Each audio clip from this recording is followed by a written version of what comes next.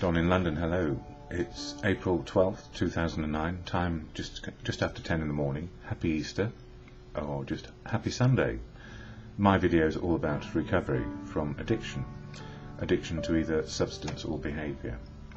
My substance was alcohol, my behaviour, trying to be perfect, workaholic, gymaholic, relationshipaholic, any ism you can possibly think of. And these days, really, I think I'm down to one ism, one day at a time ism.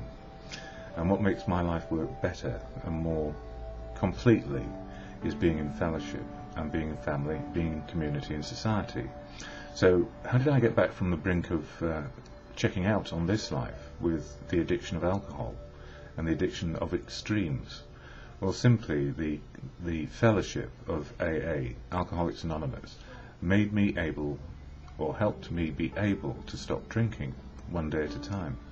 And it gave me a lot more besides. It gave me a 12-step action program to sort out my attitude and behaviour, to let life happen and be a part of life.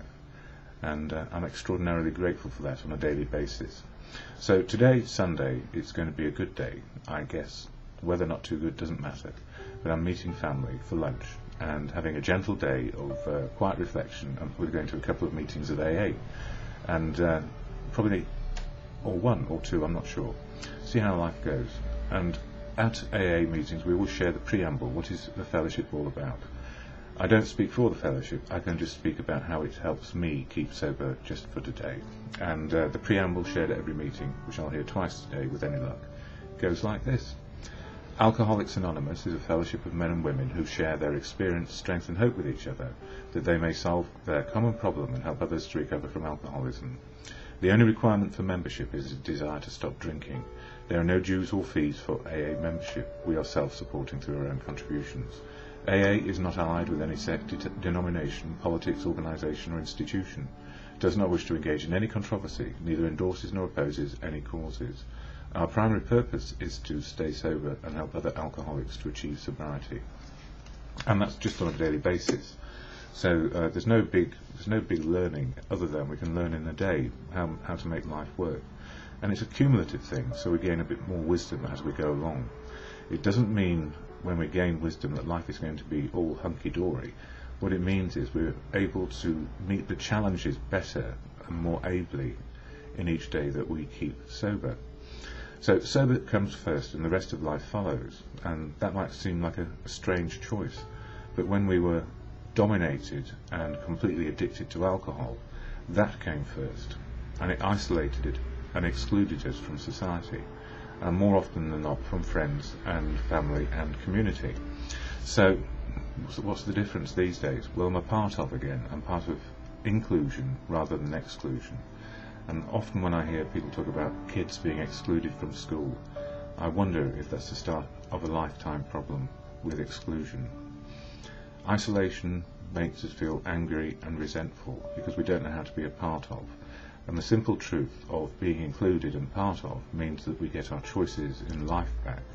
And they're far and vastly improved when we don't drink anymore, or we don't go into the ism of some other substance or behaviour. And, you know, I listen to other people who not only had to deal with the malady or the allergy of alcohol, they also had to deal with the allergy of drugs, or other behaviours to do with conduct, and simple ones like eating disorders. The 12-step program helps in those respects as well. So there are different fellowships for different folks, but they all come down to a 12-step action program. And I guess what I've learned more than anything, if I tried to go to all the different fellowships, I wouldn't be doing just 12 steps. I might be doing 144 steps, and that's just plain impossible to cover those in any depth. So the gift of fellowship is to get a bit more depth and breadth of how to live life, living life, not thinking life, or believing it's going to get better on another day. So how to make the best of what is right now. And part of what helps is the literature of AA, which I share here. But I've had a good Saturday in great company, and got to a good meeting, and got a decent night's sleep last night. And sometimes I get insomnia, but at the moment I seem to be in a place of calm and peacefulness. And I relish that, because most of my life I was living in fear, putting on a brave face, and utilising ego to I suppose, get people to bounce off it so they didn't get inside to find out who I really was, because I didn't know, I had no clue. As is said sometimes, we're driven by a thousand fears. Yes, fear of whatever, and we don't know what it is, but it's getting us. It's like the bogeyman when we're a kid. Anyway, Daily Reflections, this book, covers each of the 12 steps in the 12 months, and step 4 is April, and for April 12th it says this: giving up insanity. Where alcohol has been involved, we have been strangely insane. Alcoholics Anonymous, page 38. And that it is insane to keep on drinking knowing it's damaging us and we can't get out of it. Alcoholism required me to drink, whether I wanted to or not. Insanity dominated my life and was the essence of my disease. It robbed me of the freedom of choice over drinking, and therefore robbed me of all other choices. When I drank, I was unable to make effective choices in any part of my life, and life became unmanageable. This is all about the first step, actually. I ask God, or good conscience, depending on your beliefs, to help me understand and accept the full meaning of the disease of alcoholism. And, just drinking, if it was just that, if it didn't affect everything else, our emotions, or our spiritual connection to the moment of now, we probably would have tried to get away with it. And physically, it just takes us further and further into a breakdown. And then it kills us, as simple as that. So I'm gifted, if you like, with one day at a time, living a bit longer. And, sometimes the gifts can be a bit strange, because we get other things and other complications, not necessarily associated with our drinking, or we get to find out what other maladies we have, because that's what the drink is often hidden from our view, and hidden from the view of others, that there's something else not quite right. So a little into sobriety, I got type 1 diabetes, and I was alive long enough to get it, and I was also alive long enough to get an understanding that I had clinical depression, and have it. It's a condition which doesn't go away, it comes and goes as it pleases. Often when I'm stressed, my mood goes down, the same as anybody else's, but unfortunately the depths where depression takes me needs a bit of professional help and medical support, so I get that.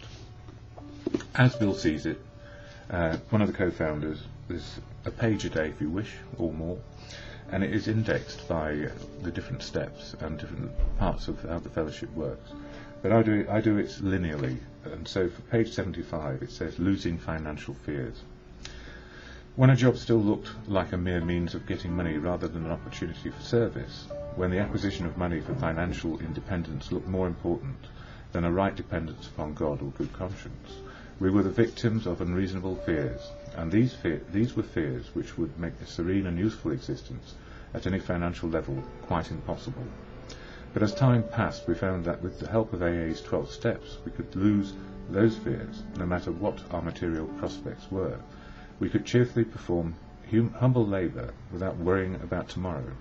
If our circumstances happened to be good, we no longer dreaded a change for the worse, for we had learned that these troubles could be turned into great values for ourselves and others. And it's a bit like Max Ehrmann's desiderata. Whatever your career, be it's as small as it may be, it is something useful. And this thing about financial and economic insecurity comes from probably wanting more than is available. And what I've learned in recovery is basic needs probably are met on a daily basis. And if we are able to love others, to be loved, and have something useful to do, we're probably on the right track. Just making life work with a bit of humility rather than pride and ego.